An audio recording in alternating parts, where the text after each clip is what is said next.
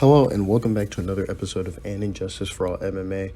My name is David, and this episode is for UFC 269 Oliveira versus Poirier. Guys, this episode is house cleaning. It's nothing serious. There's no injustices. There was a split D, but it really didn't do much. We go straight to the honorable mentions category. First honorable mention, Hall versus Minner. My scorecard, 29-28 Hall. Fairly routine. The judges had it a little wonky. They had it a little wonky. Two judges, one judge I think had it the most correct. I know that's probably not the best way to say it, but Eric Colon had a 29-27. I don't like that scorecard. I really don't. I don't think the third round is a 10-8. He gave a 10-8 in that third and final round. And the rest of his scorecard kind of reflects mine. Then Mike Bailing Jr. Comedian gave 30-27s. They gave that first round to Hall. That first round goes to Minner undoubtedly.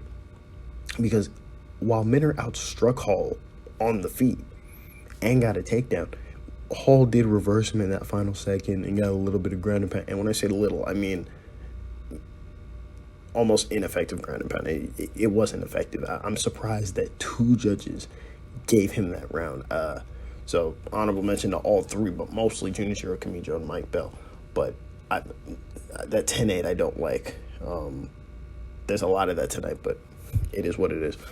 Second honorable mention is Sakai versus Tuivasa. I don't think anyone will care about this, honestly. if I'm being dead ass with you. In that first round, I gave a 10-9 to Sakai. And the judges, all three judges, which I disagree 100%. All three judges gave it to Tuivasa. Once again, we'll recap it in that first round. A lot of strikes were in the clinch. And Sakai had most of them. He had most of them. I mean, this isn't obvious. It's one of those weird rounds where it's like, it's close. And I'm not going to say you can give it to anybody, but it's one of those rounds where it's clear that it's Sakai. But in the end, he lost, so it doesn't really matter. But still, I think it's his round. So, honorable mention to all three. Doug Crosby, Junichiro Kamijo, and Tony Weeks. I disagree a lot, and I refrain from doing the honorable mentions when all three are against me, but in this one, I think they got it wrong. All right, we go to the third one. All right, in this one, it's not really an honorable mention, but it's a slight honorable mention. So first, we'll get through it. It's Emmett versus Ige, and in this one, I had my scorecard 29-28 Ige. Now the reason why this isn't in the injustice category is because that last round is very close. I put a close marker on it, so I mean you kind of could have given it to either person. I'm surprised this didn't come down to a split D, but, I'm really surprised this actually didn't come down to a split D because that last one was so close that you could have given it to either person. Like I said, my scorecard is 29-28. With the last two rounds I gave to Ige. Doug Crosby had it 29-28. Emmett, his scorecard reflects mine except for that last round, which he gives to Emmett. Same thing with Ron McCarthy. His scorecard reflects Doug Crosby's. But then here's where the honorable mention comes in. Saul Diamata gives a 30-27 to Emmett. I don't know what he was watching. In that second round, Ige 100%. Ige 100% outstrikes Emmett. And I'm not saying that it's not even close, but he outstrikes him well enough to where you lose that round. The other two judges got it. I'm surprised that Saul Diamata didn't get it. So honorable mention there for Saul Diamata. All All right, and then we go to one that was a definite split D. It was Neal versus Ponzinibbio. I had this 29-28,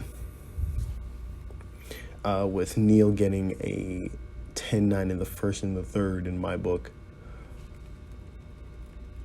But the judges were all over the place with this. So first, honorable mention to Doug Crosby, because he just got it wrong. He gave the first to Ponzinibbio, and then he gave the but he got the rest of the scorecard right. So it's an honorable mention for him for getting it wrong, giving the first to Ponzinibbio. Saul D'Amato had it on the money, really.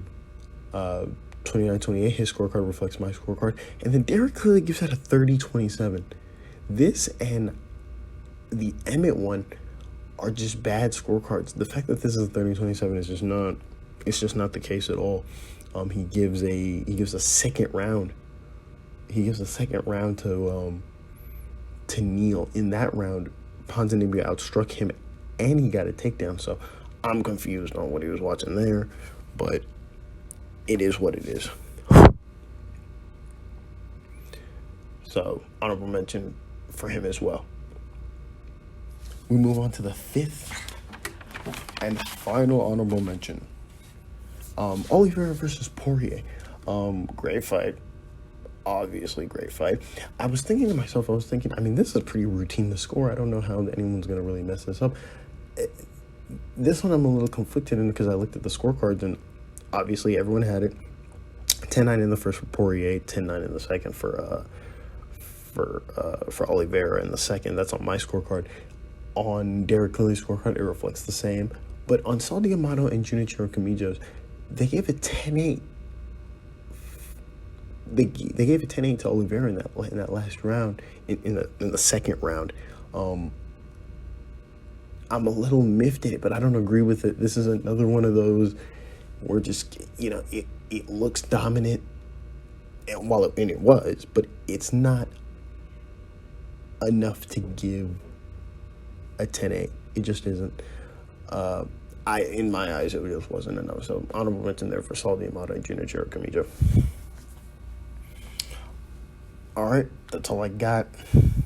Other than that, the scorecards were perfect. Most importantly, the fighters finished their fights. That was probably the most important thing. But thank you for listening, and God bless.